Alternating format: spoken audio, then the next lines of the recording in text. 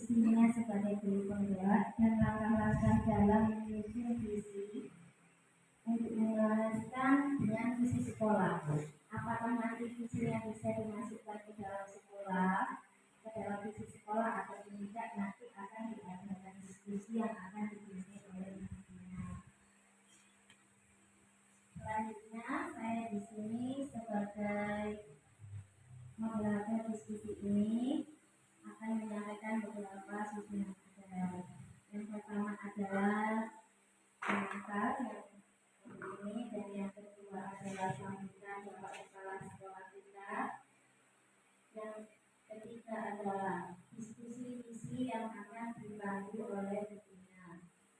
Dan yang terakhir adalah penutup. Diskusi visi ini nantinya jadi bukan berupa visi sekolah, tapi di sini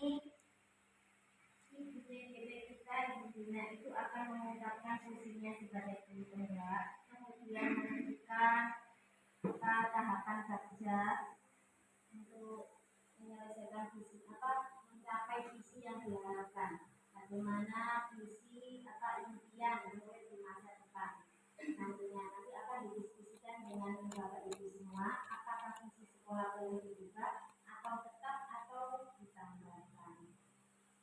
Untuk mempersingkat waktu, kita melangkah ke acara selanjutnya, yaitu sambutan Bapak Kepala Sekolah SDN Marganyar, yaitu Bapak Haji Muhammad Rizaki. Waktu dan tempat saya persilakan.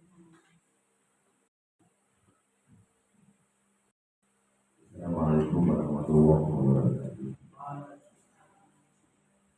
Bismillah, alhamdulillah, wa ala rasulillah. Allahumma shalli wa sallim ala sayyidina Muhammad bin Abdullah. Rabbi shrah li sadri wa yassir li amri wa hlul 'uqdatam min lisani yafqahu qawli.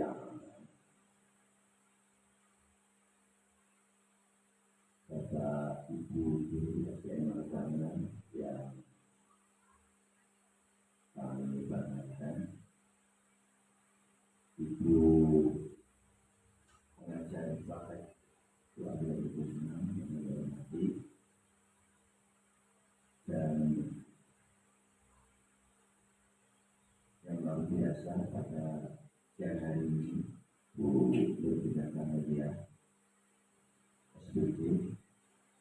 Alhamdulillah siang hari ini kita dipertemukan lagi oleh Allah Subhanahu wa Ta'ala dalam keadaan sehat dan punya kesempatan untuk mengikuti kegiatan tahapan kegiatan dari calon guru penggerak yang pada siang hari ini akan menyampaikan presentasi tentang visi dan prakarsa perubahan sekolah seperti yang disampaikan pada pengantar oleh dua pelajarnya tadi selaku konservator. Selamat dan salam kepada beliau Rasulullah Muhammad SAW. Bapak Ibu yang berbahagia, sehingga saja sebagai sambutan dari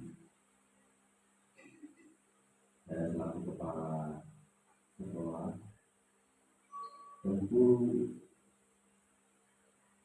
saya sampaikan bahwa dengan adanya Bukina sebagai calon guru penggerak ini, kami saya berbangga, ya, dan nantinya mohon yang lain bisa untuk mengikuti jejaknya. Karena apa? Karena kita tidak bisa stagnan baik dalam kegiatan maupun pembelajaran di sekolah. Cara-cara yang lama, cara-cara yang dulu mungkin Bapak Ibu guru kita yang mungkin sudah ketinggalan zaman dan tidak aktif, itu artinya dengan melalui pelatihan-pelatihan atau melalui program ini nantinya bisa untuk meningkatkan kualitas potensi kita. Ini ya. Jangan takut, jangan khawatir ya. Selalu mencoba untuk ikut, walaupun kadang gagal itu lagi, mumpung masih muda. Karena sekolah ini ditopang oleh guru dan tenaga kependidikan yang nantinya harus bisa menunjukkan kualitas sebagai seorang guru. Selanjutnya Bapak Ibu, pada hari ini mohon sabar ya, dengan Bu Dina mengikuti sampai selesai diskusi dan sebagainya nanti terkait dengan visi dan tata kelola. Setiap orang, setiap lembaga itu harus punya visi, punya mimpi ke depan. Tujuan apa yang ingin dicapai sudah ada dalam angan-angan kita. Ada mimpi. Bagaimana nanti kita ke depan? Bagaimana sekolah nanti ke depan? Harus jelas. Tentu visi ini ditopang oleh indikator-indikator apa saja kira-kira keberhasilan itu bisa dilihat dengan apa. Nah, visi-visi yang ada di sekolah, visi pembelajaran tentunya harus dijalankan dengan kegiatan-kegiatan yang konkret. Ada prakarsa, ada tindak lanjut, ada tindakan-tindakan yang konkret untuk mencapai visi tersebut. Kita juga seperti itu. Visi kita sebagai guru apa? Yang katanya ingin mencerdaskan kehidupan bangsa, yang katanya ingin supaya murid-murid kita itu punya karakter ya, dan sebagainya. Nah itu. Jadi untuk mencapai itu perlu ada tindakan-tindakan yang konkret dari kita. Ini yang kita sebutkan kepada Ibu. Hal yang terkait dengan visi dan apa yang ingin dilakukan ke depannya, terutama oleh jadi seperti itu. Tentu diharapkan dari budidaya ini nanti bisa menginspirasi para badan ibu. Diharapkan nanti Budina bisa memberikan inspirasi kepada yang lain. Bagaimana seharusnya kompetensi seorang guru. Banyak hal yang bisa kita lakukan melalui platform-platform yang ada. Karena tersedia. Bahkan suatu saat nanti ya Bapak Ibu yang namanya ulangan itu, yang sekarang masih paper, nanti akan les. Jadi sekolah kalau bisa sudah menggunakan yang namanya media HP itu sudah tidak menggunakan kertas lagi. Sudah banyak seperti itu. Tapi perubahan itu cepat sekali. Jadi kalau kita jadi guru tidak mengikuti itu kalah dengan siswa kita dengan perubahan yang ada.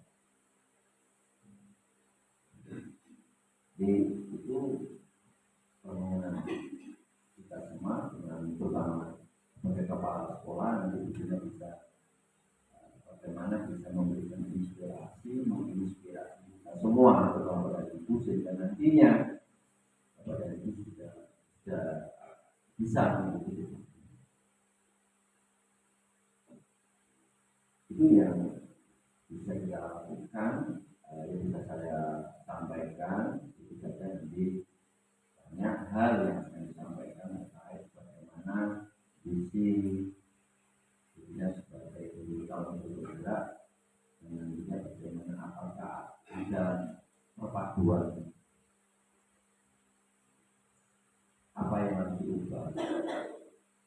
sama? Apakah ini ada satu kesamaan dari yang ada di sekolah? Kita menerima semua masukan-masukan. Ya. Tentu semuanya telah benar. Makanya kita butuh proses. Butuh proses, dan proses itu butuh waktu yang panjang. Jadi semua saja, jangan kita berpikir instan. Semuanya butuh proses. Dari generasi ke generasi butuh proses. Itu bukan ibu langsung menarik ya. Saya memberikan sambutan bisa saja 2 jam ya. Tidak mau waktu ya. Jadi itu bagaimana nanti saya ulangi lagi pada itu bisa. Saya tidak begini lagi. Ada inspirasi yang lain terkait dengan murid-murid ke depannya itu bagaimana. Tentu kita punya mimpi ya. Kita percaya bahwa murid-murid kita itu punya kemampuan dan potensi yang mungkin masih belum bisa digali.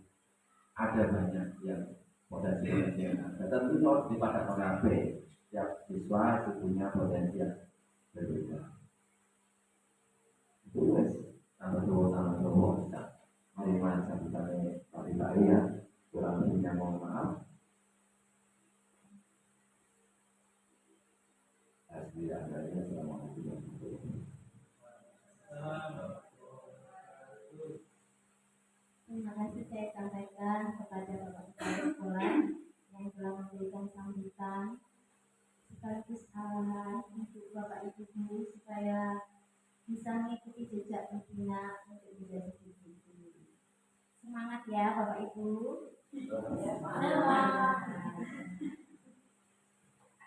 Jalan-jalan ke Kota Malang. Jangan lupa membeli plastik. Selamat siang Ibu-ibu yang cantik.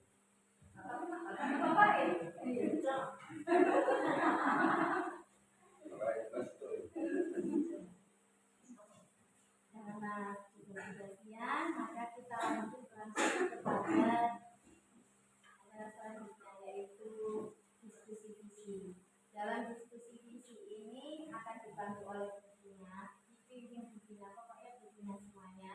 Jadi saya di sini hanya mengawasi saja dan memberi penilaian pada bukunya mengenai bagaimana jalannya diskusi atau semua pandunya yang ada diskusi ini khusus saya serahkan kepada bukunya semuanya. Tekniknya bagaimana terserah bukunya semuanya, dan saya harap Bapak Ibu guru juga bisa memberikan dukungan, bisa aktif dalam kegiatan diskusi. Nanti mungkin bisa memberikan pertanyaan atau umpan balik kepada ibunya. Waktu dan tempat saya persilakan untuk ibunya memulai diskusi. Saya di sini sebagai pengantar acara, mohon maaf tidak ada kekurangan. Saya akhiri, wassalamualaikum warahmatullahi wabarakatuh.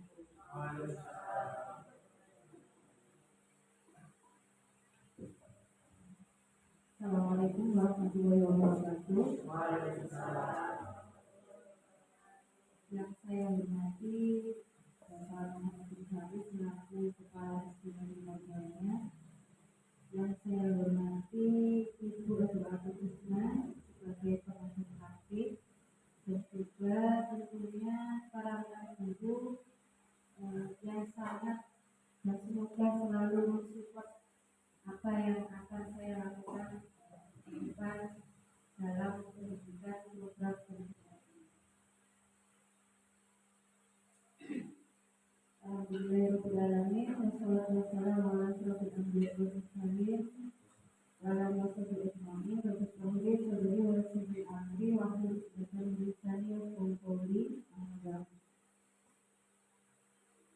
Diskusi kita hari ini, saya akan menyampaikan visi dan prakarsa perubahan sekolah. Kemudian tujuan diskusi kita kali ini nanti diharapkan yang pertama adalah kita nanti dapat menilai kesesuaian visi sekolah dengan tujuan pendidikan yang berpihak pada murid. Tujuan yang kedua adalah dengan kita berdiskusi nanti, diharapkan kita dapat menilai kesesuaian visi sekolah impian dengan cita-cita yang diharapkan oleh murid. Dan yang terakhir, dengan kegiatan diskusi kita nanti, kita berharap dapat menentukan program-program yang dapat mendorong pertumbuhan murid dari berbagai sisi. Sebelumnya, untuk mengawali, Bapak Ibu familiar kan dengan sosok Bapak pendidikan kita, siapa? Ki Hajar Dewantara. Jadi Bapak Ki Hajar Dewantara itu memiliki banyak sekali filosofis pendidikan yang sangat menginspirasi, tentunya menginspirasi para guru-guru yang ada di seluruh Indonesia. Yang salah satu filosofinya yang menarik bagi saya adalah bahwa siswa itu ibarat tanaman dan itu ibarat petaninya. Jadi tanaman itu misalnya kita ambil contoh tanaman jagung. Jagung itu ketika kita tanam, kita tidak bisa, petani itu tidak bisa mengatakan jagung itu tumbuh menjadi padi, tumbuh menjadi tanaman yang lain, jadi kan jagung. Ya. Jadi tugas petani apa? Tugas petani hanya bagaimana petani itu berusaha untuk menumbuhkan tanaman itu supaya tumbuh dengan baik. Begitu pula dengan siswa dan guru. Jadi siswa itu terlahir dengan tugasnya masing-masing. Kita sebagai guru tidak bisa menentukan murid itu seperti apa yang kita inginkan. Jadi kita hanya bisa menuntut supaya murid itu bisa menjadi murid yang sukses sesuai dengan program yang dimiliki. Selanjutnya, sebelum ke diskusi ini ada beberapa pertanyaan tematik yang akan kita diskusikan. Yang pertama adalah kita memimpikan murid-murid yang bagaimana. Jadi sebagai guru pasti kita punya mimpi, kita punya impian. Aku nanti punya murid ini menjadikan murid itu seperti apa? Seperti apa? Kira-kira seperti apa dulu?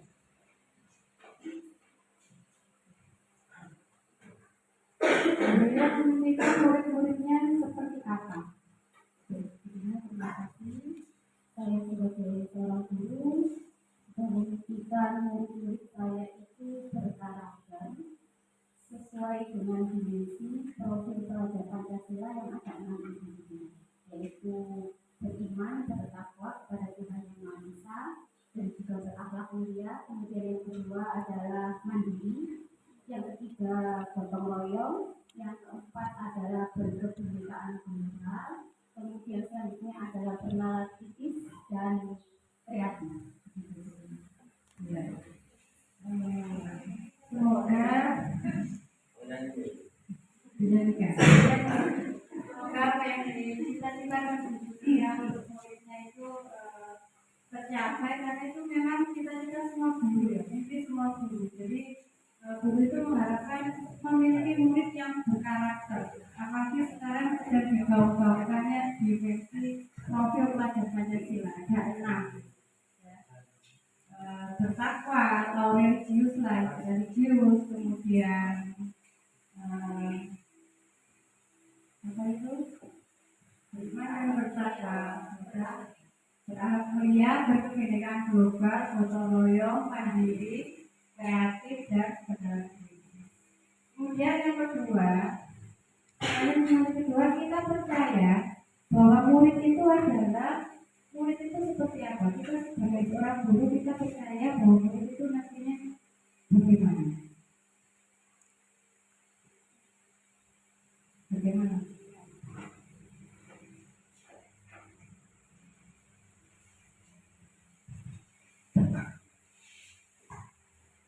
Terima kasih atas kesimpulannya.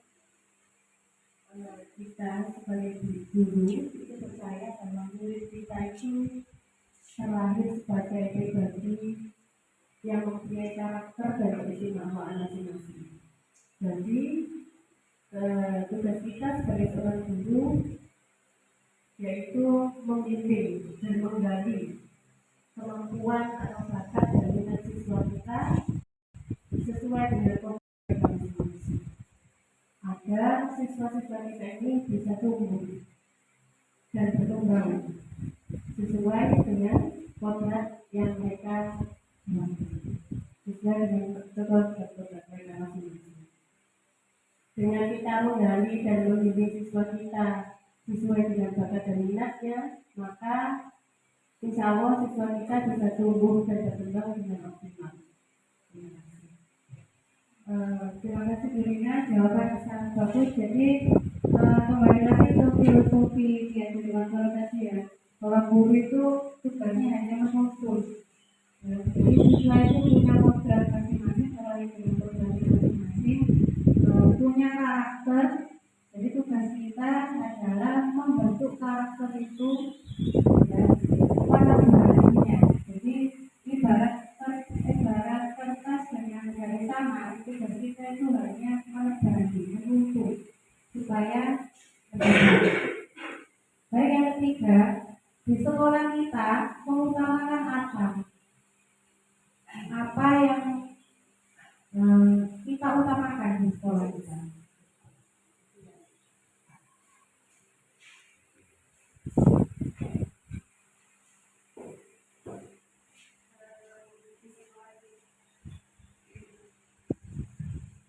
Di sekolah kita tentunya sekarang kita mengutamakan pendidikan karakter yang sesuai dengan definisi profil pelajar masing-masing.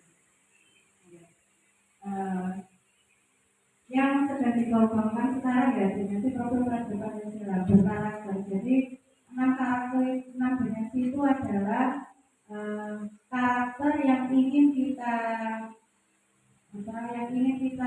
tunjukkan, yang ingin kita terapkan kepada murid-murid kita.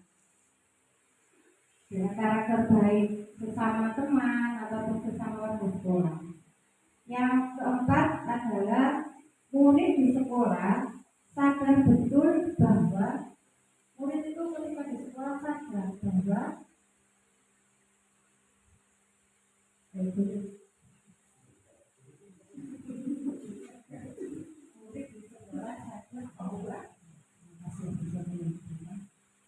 di sekolah sadar betul bahwa mereka sekolah itu untuk mendapatkan pendidikan yang layak dan mendapat ilmu pengetahuan serta budi pekerti, sehingga mereka bisa menjadi individu yang cerdas dan berkarakter. Terima kasih.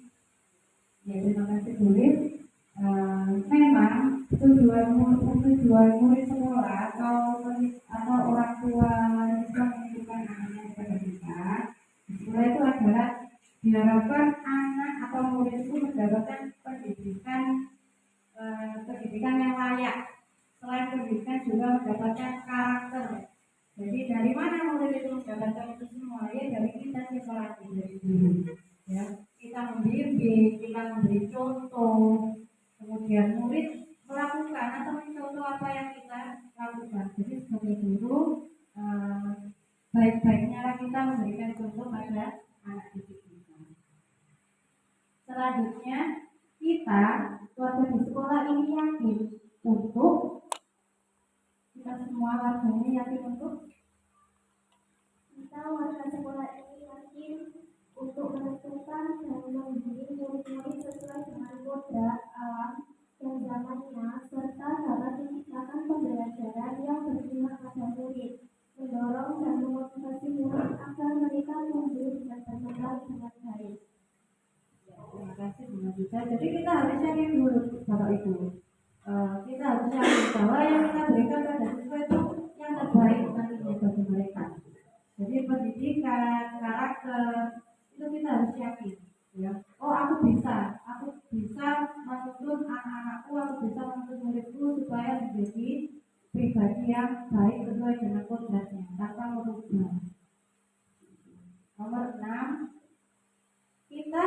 warga sekolah ini paham bahwa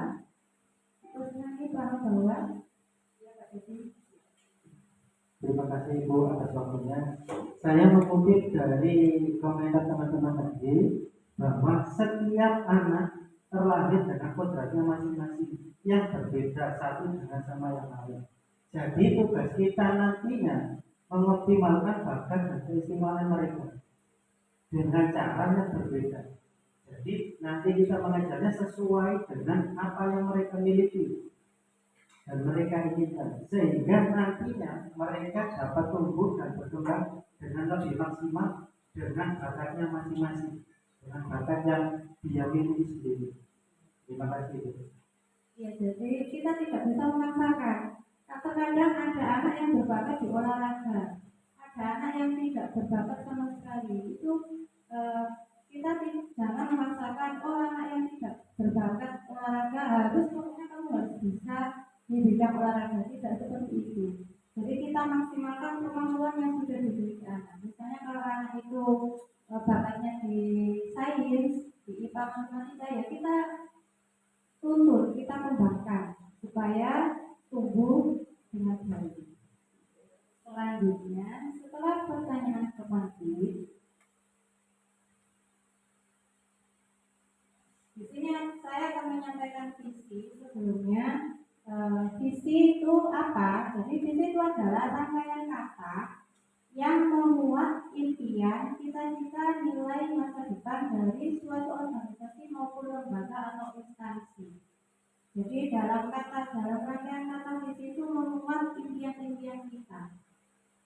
Nah, visi juga merupakan sebuah tujuan, gambaran masa depan dari lembaga. Visi dapat memiliki fungsi untuk menuntun langkah ke depan, menginspirasi dan memotivasi anggota akan memberikan kontribusi yang maksimal. Oleh karena itu, rangkaian kata yang digunakan dalam visi harus ringkas dan jelas. Jadi, ibaratnya visi itu di garis finish. Kemudian kita, guru ini, ya, atau warga sekolah ini bagaimana caranya berusaha pada garis finish itu. Kemudian, visi akan sangat berpengaruh ketika lembaga tersebut tidak melakukan perubahan. Visi juga membuat lembaga tersebut tetap berjalan sesuai dengan apa yang dicita-citakan, sehingga visi akan mencegah sebuah lembaga akan tidak melenceng dari tujuan awal. Jadi kalau kita sudah punya visi, maka kita fokus bagaimana caranya kita mencapai garis finish itu, mencapai visi itu. Jadi seperti itu. Nah, di sini adalah visi SD Negeri Mercubuana, visi sekolah kita. Bisa dibacakan siapa Pak Devi? Visi SDN Mercubuana adalah terwujudnya pembelajaran sepanjang hayat yang berkarakter inovatif dan berprestasi dalam impact sesuai kodrat insani untuk menjawab tantangan zaman. Sangat bagus sekali bukan visi kita ya. Ya baik, selaku kepala sekolah. Jadi terwujudnya pembelajar sepanjang hayat yang berkarakter inovatif, berprestasi. Berprestasi ini tidak hanya dalam ilmu teknologi, tapi juga iman dan takwa.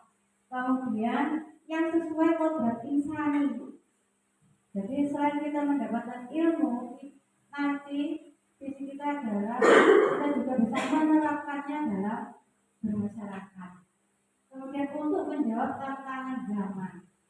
Zaman ini cepat sekali berkembang. Jadi kita harus adaptif terhadap perubahan zaman itu. Jadi kita tidak boleh stagnan di situ. Kita harus berubah. Kemudian di dalam visi ini pasti terdapat beberapa komponen, ya, seperti yang dibacakan tadi, ada pembelajar sepanjang hayat, kemudian ada berkarakter, inovatif, prestasi dalam iptek dan impact, kemudian kodrat insani, menjawab tantangan zaman. Ada 6 komponen penting. Jadi bagaimana caranya kita nanti sebagai pendidik mencapai visi itu, 6 komponen itu. Di sini ada beberapa penjabarannya. Yang pertama adalah pembelajaran sepanjang hayat. Membentuk generasi yang memiliki motivasi untuk selalu belajar dan mengembangkan diri. Jadi pembelajaran sepanjang hayat ini, belajar itu tidak mengenal usia. Jadi baik murid ataupun kita sebagai guru itu juga butuh belajar. Ya, jadi ada ungkapan belajar itu dari lahir sampai dari dalam rahim sampai ke liang lahat. Jadi itu pembelajaran sepanjang hayat. Jadi kita jangan aku sudah dewasa, aku tidak perlu belajar, tidak seperti itu. Jadi tidak mengenal usia. Diharapkan nanti murid kita juga memiliki seperti itu. Belajar sepanjang hayat sampai nanti dewasa, sampai mereka berkecimpung di masyarakat, mereka tetap belajar dari pengalaman. Jadi belajar itu tidak hanya didapatkan dari sekolah, dari manapun kita bisa belajar. Yang kedua adalah berkarakter, mengimplementasikan profil belajar Pancasila dalam aktualisasi kehidupan. Jadi karakter, jadi punya karakter religius, kemudian gotong royong sudah kita terapkan kan di sekolah. Gotong royong misalnya kita ada kegiatan satu bersih, kemudian kalau religius juga tapi sudah banyak sekali, kemudian kreatif, inovatif, dan ada 6 tadi. Semoga murid kita mempunyai karakter yang diharapkan pada dimensi global belajar Pancasila. Selanjutnya adalah inovatif. Kemampuan seluruh warga sekolah mengenai keadaan yang dinamis dan selalu berubah dengan berbagai tantangan dan hambatan menjadi sebuah celah dalam mengembangkan diri untuk menemukan solusi yang tepat. Inovatif, kita harus selalu berbenah, kita harus kita harus adaptif tadi ya dengan perubahan-perubahan itu. Jadi kita jangan sampai diam di tempat. Jadi kita harus melahirkan karya-karya yang baru, karya-karya yang belum ada sebelumnya. Gitu. Selanjutnya adalah berprestasi. Kita harapkan murid-murid kita berprestasi baik dari ilmu pengetahuan maupun iman dan takwa. Jadi sebagai hasil akhir dalam sebuah proses, prestasi merupakan tolak ukur sebuah proses. Prestasi tidak hanya berdasar pada kemampuan kognitif, namun juga pada keberhasilan menemukan kemampuan diri dan mengembangkan talenta dan kesehatan hidup. Jadi tidak hanya pengetahuan saja, tapi pengalaman juga. Kemudian sesuai kodrat insani ini kita diharapkan murid kita, siswa kita nantinya bisa menerapkan apa yang didapat di sekolah itu pada lingkungan masyarakat. Ketika mereka tumbuh dewasa nanti, mereka bisa mengaplikasikan apa yang didapat di sekolah, apa yang didapat dari pak guru-gurunya itu diterapkan di masyarakat. Kemudian menjawab tantangan zaman. Artinya apa? Adaptif terhadap perkembangan ilmu pengetahuan dan kemajuan teknologi. Saya yakin Bapak Ibu di sini selalu berpacu dengan perkembangan teknologi. Ya. Apalagi di sekolah kita yang alhamdulillah dari sarana dan prasarananya juga sudah tergolong lengkap. Kita sebagai guru tinggal memaksimalkan saja sarana dan prasarana yang sudah lengkap ini, terutama untuk pendidikan anak-anak kita. Jadi jangan sampai diamburkan fasilitas seperti ini, karena saya yakin tidak semua lembaga sudah seperti kita. Jadi pintar-pintarnya saja atau baik-baiknya saja kita memanfaatkan itu semua. Nah, dari penjabaran visi tadi, menurut Bapak Ibu, menurut teman-teman rekan guru, apakah visi sekolah tadi itu sudah merupakan visi yang berbicara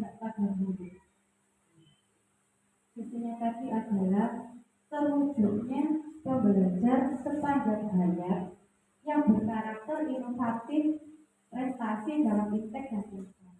Apakah visi kita di sekolah kita ini menurut Bapak Ibu sudah berpihak pada murid? Bagaimana? Bagaimana menurut? Apakah sudah berpihak pada murid? Bagaimana mungkin Pak Kepala Sekolah? Jadi Pak ini.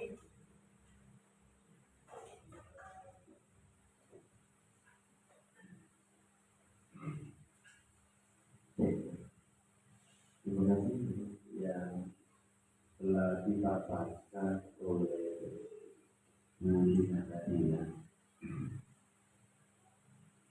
Juga oleh teman-teman kita kepada ibu guru yang telah banyak memberikan satu pernyataan jawaban yang disampaikan oleh Bu Dina tadi. Ini kenapa awalnya kita mengambil ini? Karena ternyata perubahan yang cepat seperti yang saya sampaikan dengan adanya COVID ini,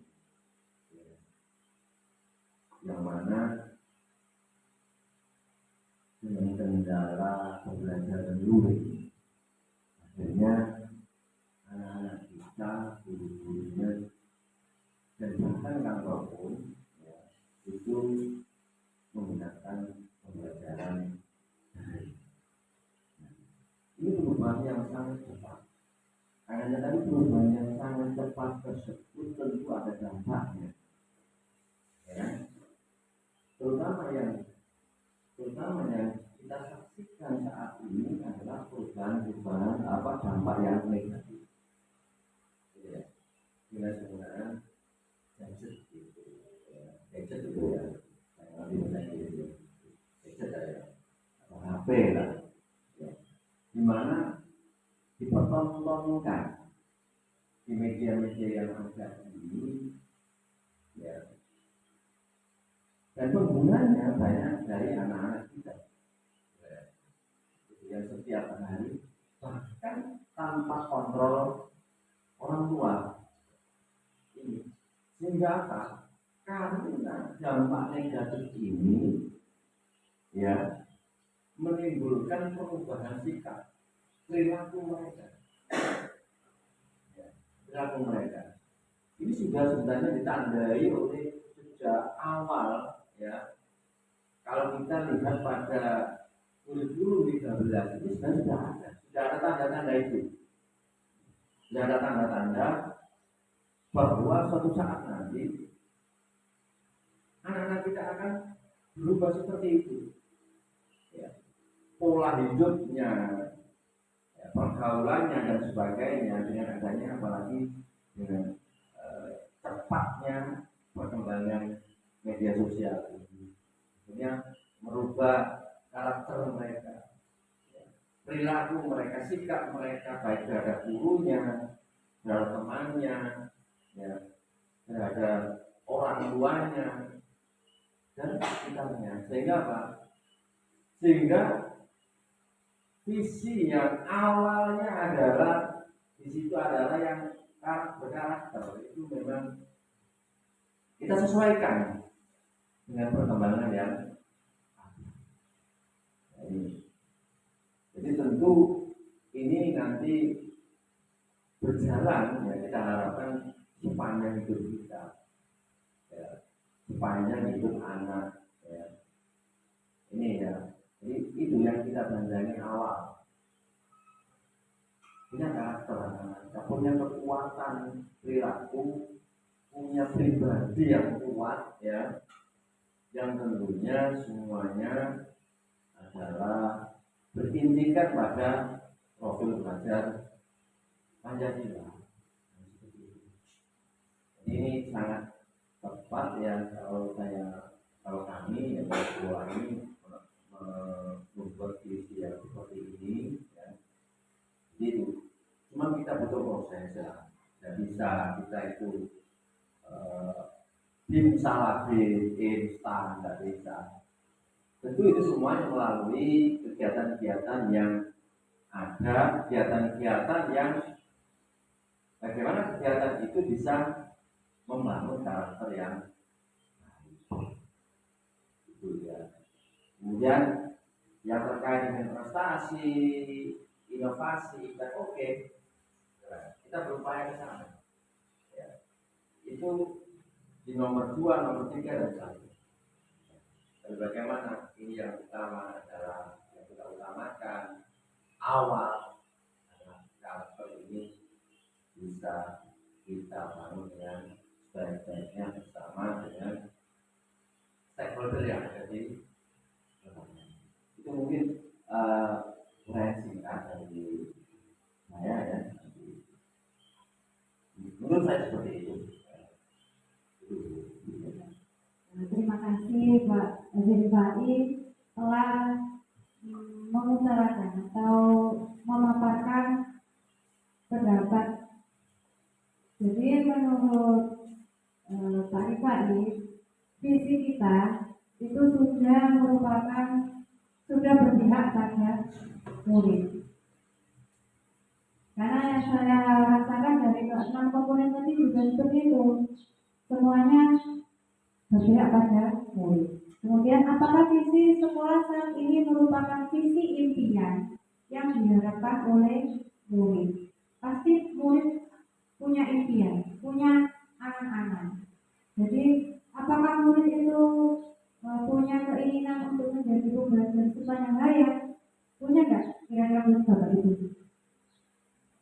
Pasti punya. Jadi siapapun orangnya atau siapapun anak-anak itu pasti ingin terus belajar, kemudian berkarakter. Saya yakin siswa-siswa kita pasti ingin memiliki karakter yang baik, kemudian inovatif,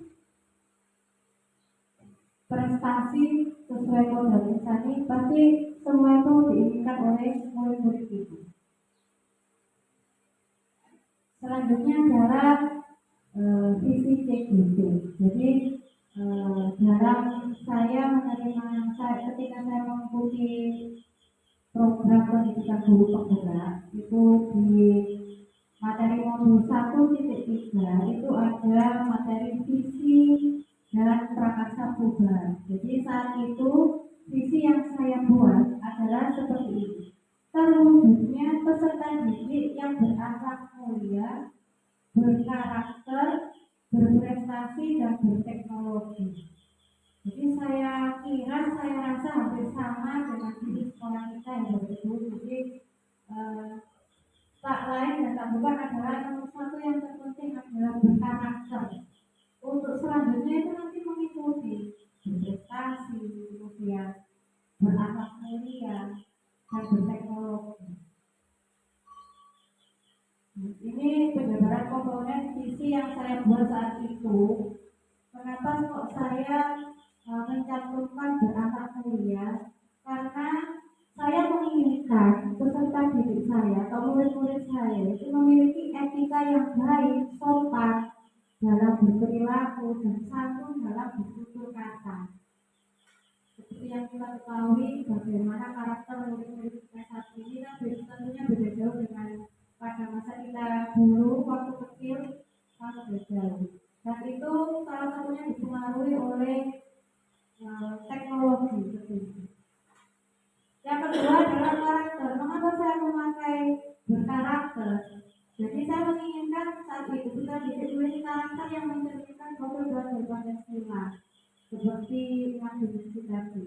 Jadi sama persis dengan visi sekolah kita tadi.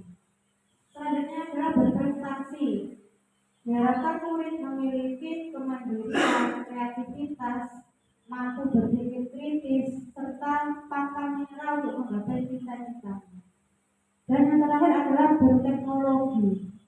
Saya menginginkan murid kita, ya, murid di sekolah tentunya terbuka terhadap perkembangan zaman dan termasuk pemanfaatan teknologi yang semakin canggih. Jadi kita harapkan murid-murid kita, tentunya kita juga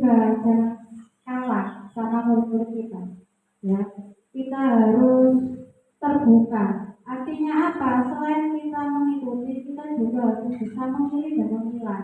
Kita juga harus bisa menuntun anak kita, oh ini yang baik, ini yang tidak baik. Jadi kita harus bisa benar-benar menyaring.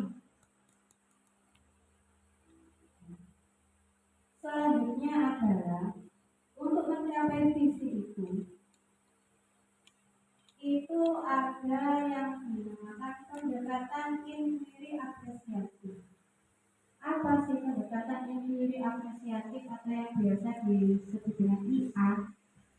Jadi IA itu adalah pendekatan dalam manajemen perubahan yang berfokus pada pencarian nilai-nilai positif dalam organisasi atau individu untuk memunculkan perubahan yang berkelanjutan. Pendekatan IA dapat dimulai dengan mengidentifikasi hal baik apa yang ada di sekolah. Jadi pendekatan IA ini adalah pendekatan yang kita lakukan dengan cara kita menentukan, kita mencari hal-hal baik apa yang sudah ada di lembaga kita, di sekolah kita. Kemudian dari hal-hal yang baik itu nantinya akan kita kembangkan. Jadi cara yang kedua adalah mencari, setelah mengidentifikasi hal baik apa, kemudian mencari cara bagaimana hal tersebut dipertahankan. Lalu dan memunculkan strategi untuk mewujudkan ke arah yang lebih baik. Jadi IA ini adalah alat untuk mencapai visi. Apa maknanya visi kita tadi? Visi. Jadi untuk mencapai visi kita menggunakan pendekatan IA ini. Jadi memaksimalkan potensi yang sudah baik yang kita punya, yang sekolah punya. Jadi pendekatan IA tadi jelas terdapat langkah atau alur.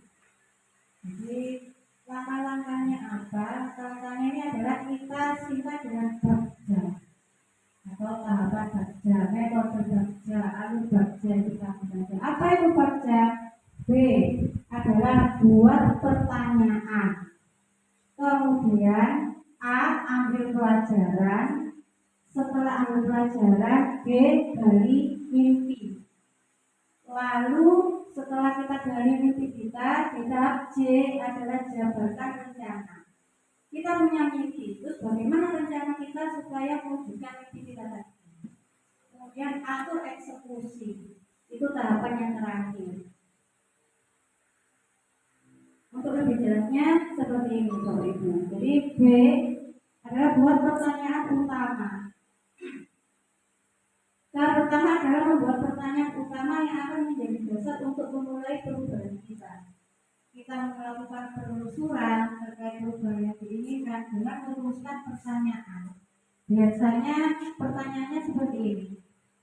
Bagaimana saya dapat meningkatkan hasil belajar murid itu kalau terkait pembelajaran? Apa yang bisa kita lakukan untuk meningkatkan hasil belajar murid? Jadi apa yang bisa kita lakukan untuk menciptakan lingkungan pembelajaran yang menyenangkan? Jadi di tahapan B itu seperti itu, pertanyaan umum. Apa yang akan kita lakukan untuk mencapai perubahan yang kita inginkan? Jadi seperti apa yang kita lakukan untuk meningkatkan kolaborasi antar guru? Jadi seperti itu, di tahapan B berpertanyaan. Tahap kedua adalah ambil pelajaran. Setelah kita membuat pertanyaan tadi, tahap yang kedua adalah ambil pelajaran. Mengambil pelajaran dari apa yang telah kita lakukan. Kita dapat belajar dari pengalaman diri sendiri, pengalaman orang lain, atau literasi yang lain. Jadi ambil pelajaran ini misalnya kita pasti punya pengalaman. Misalnya apa yang kita lakukan untuk meningkatkan hasil belajar kita. Itu yang kedua. Yang kedua adalah ambil pelajaran. Dari situ kita bisa merefleksi. Kita itu refleksi diri kita sendiri, apa yang lebih baik dan apa yang sudah baik. Kita juga bisa mengambil pelajaran dari teman guru kita, bisa mencontoh hal-hal yang sudah baik dari teman kita. Kemudian selain mengambil pelajaran dari orang lain, kita juga bisa mencarinya lewat literasi atau membaca dari jurnal atau bacaan. Kemudian tahap ketiga adalah dari mimpi. Setelah kita mengambil pelajaran dari orang lain, tahap ketiga adalah menggali mimpi tentang perubahan yang ingin kita capai. Kita pasti punya mimpi. Jadi apa yang kita lakukan untuk mencapai untuk meningkatkan hasil belajar, pasti mimpi kita apa? Mimpi kita apa seperti itu? Kalau dari pertanyaan apa yang akan saya lakukan, apa yang akan kita lakukan untuk meningkatkan hasil belajar, berarti mimpi kita apa? Kalau kita punya pertanyaan apa yang akan kita lakukan untuk meningkatkan hasil belajar murid kita, berarti mimpi kita apa di situ?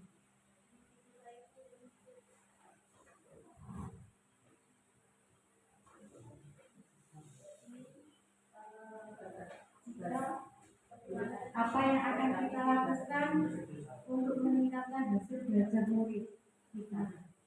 Berarti kita menginginkan peserta didik kita itu memiliki nilai yang baik, pengalaman yang baik, dan juga pengetahuan yang baik. Ya, pasti itu mimpi kita. Mimpi semua guru adalah menginginkan anak didiknya berprestasi, atau yang seperti ini adalah murid dapat mencapai hasil belajar yang optimal.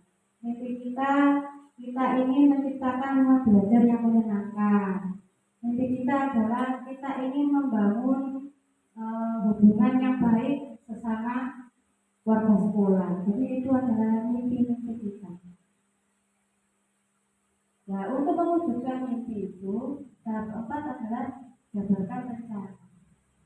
Rencananya apa saja untuk mencapai mimpi itu? Jadi rencana harusnya detail. Seperti misalnya, kalau tadi apa yang akan kita lakukan? Mimpi kita adalah menginginkan murid-murid berprestasi. Berarti rencananya apa? Bisa saja kita menyusun program pembelajaran yang sesuai dengan kebutuhan murid. Jadi kalau mimpi kita mewujudkan lingkungan belajar yang nyaman, berarti rencana kita adalah bagaimana caranya mewujudkan kondisi belajar yang nyaman.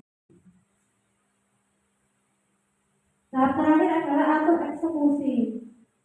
Setelah kita yang pertama tadi apa yang kita inginkan, terus kita ambil pelajaran, lalu kita menggali mimpi kita, membuat rencana. Yang terakhir adalah atur eksekusi. Di mana tahap ini adalah kita ajak rekan-rekan IT agar terus berjalan. Kemudian bagaimana kriterianya? Kriteria supaya motivasi belajar anak itu meningkat bagaimana? Tindakan yang dilakukan adalah misalnya bisa dengan membuat jadwal kegiatan, kemudian bisa membuat daftar kriteria peningkatan motivasi. Dan dari awal sampai akhir tujuan akhir kita adalah bermuara pada dimensi profil pelajar Pancasila. Jadi ada 6 dimensi tadi. Ya. Jadi murid itu terlahir bukan ibarat kertas kosong, tapi murid itu ibarat kertas yang sudah ada garisnya tapi sama. Jadi sama, bukan kosong. Jadi kita sebagai murid itu menebalkan garis itu supaya murid kita menjadi murid yang baik sesuai dengan kodratnya. Jadi seperti itu yang bisa saya sampaikan di sesi diskusi ini. Untuk waktu saya persilakan kepada Bu Abdul Aziz selaku moderator.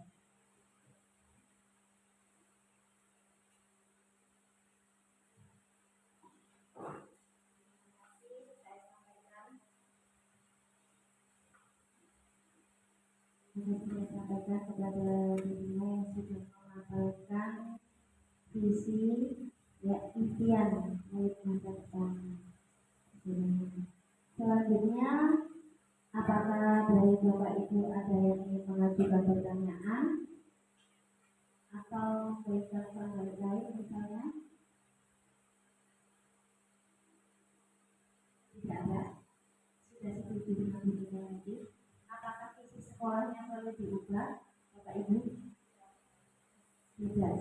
sesuai ya dengan visi yang berpihak pada murid tadi.